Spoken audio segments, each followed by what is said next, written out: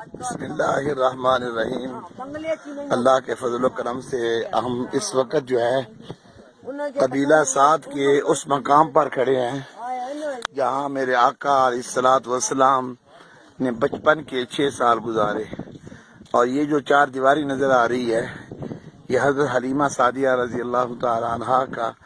گھر مبارک کا کمرہ ہے جہاں میرے مصطفیٰ علیہ الصلوۃ والسلام آرام فرمایا کرتے ہیں۔ ہاں یہ جو کمرہ ہے یہاں یہ ہمارے جو ہے گروپ کی مائی صاحبہ نفل پڑھ رہی ہیں، یہ حضرت حلیمہ سعدیہ کی بیٹی حضرت سیما سلام اللہ علیہ، یہ ان کا کمرہ مبارک ہے، اور حضور علیہ الصلوۃ والسلام اکثر یہاں بھی اس کمرے میں بھی آرام فرمایا کرتے تھے۔ اچھا، اور یہ 1400 سال پہلے کی بات ہے۔ اس کے بعد جو ہے یہ کمرہ مبارک جو ہے حضرت حلیمہ سعدیہ سلام اللہ علیہ کا کمرہ مبارک آج سے 1400 سال پہلے، اور یہاں چھتیں جو ہے وہ برقرار نہیں رہی اب وقت کے حساب سے، تو آج الحمدللہ ہم اس مقام پر کھڑے ہیں جہاں حضرت حلیمہ سعدیہ سرکار دو عالم صلی اللہ علیہ وسلم کو یہاں اس کمرے کے اندر آپ دودھ پلایا فرمایا کرتی تھی۔ اب ہم آپ کو اس مقام پر لے کر جاتے ہیں، اللہ کے محبوب کا نبی آخری زمان کا کمرہ، اور ہمارا جو گروپ جو ہے الحمدللہ کافی بلندی پر اس کمرے کی زیارت فرما رہا ہے۔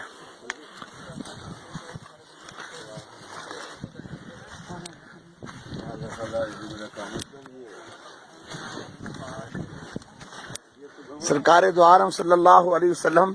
بچپن کے جو 6 سال گزارے، آپ کے نعلین پاک اس دھرتی کو چھوئے، اور ہم بد نصیبوں کو اللہ تبارک و تعالی جل وعلا نے اپنے حبیب کے صدقے ہمیں آنے کی توفیق عطا فرمائی۔ یہ کمرہ وہ کمرہ ہے جہاں میرے مصطفیٰ مدنی کریم صلی اللہ علیہ وسلم جو ہے وہ آرام فرمایا کرتے تھے، اور الحمدللہ ہم سب جو ہے اس وقت یہاں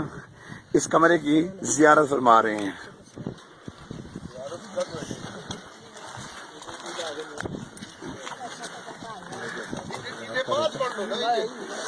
جس جگہ پر بھی پڑھیں گے آپ ادھر بیٹھ کے بھی پڑھ سکتے ہیں، نفل پڑھنے ہیں تو آپ ادھر بھی بیٹھ کے پڑھ سکتے ہیں۔